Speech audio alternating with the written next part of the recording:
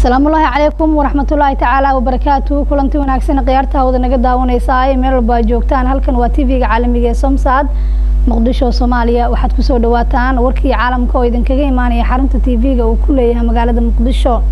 qodobada wararka ugu waaweyn waxaa ka mid noqonaya hadii Allah wadalo uu raali ka noqdo ra'iisul wasaaraha jamhuuriyadda dalka Mudane Saacid ayaa waxa uu kulan casho sharaf ah uu sameeyay culimadii ka qayb gashay shirkii xaq-jirnimada oo maalmo ka hor lagu soo gabagabeeyay magaalada Muqdisho.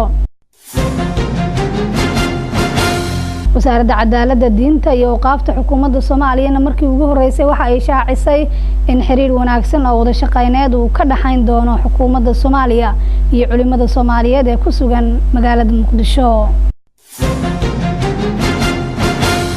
midowga Yurubna waxa uu si kulul u cambaareeyay qaraxii maalinimadii shalay ee bartamaha magaalada Kismaayo ee xarunta gobolka Jubbada Hoose lagula eegtay hogaamiyaha Kismaayo Axmed Maxamed Islaam Axmed Madoobe.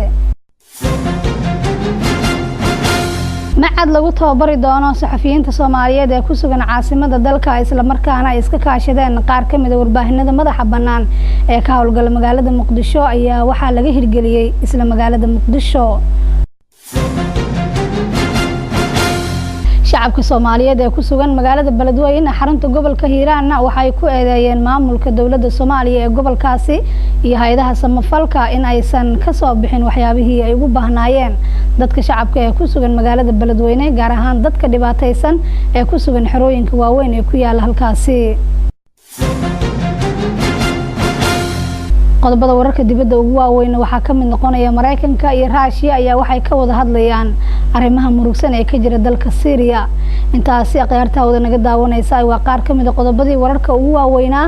qodobadaas oo dhameystiran iyo kuwa kala goor dhow ayaa daawan doontaan. hayeeshee markan waxaad ku soo dhawaataan qadar yar waxaysiina.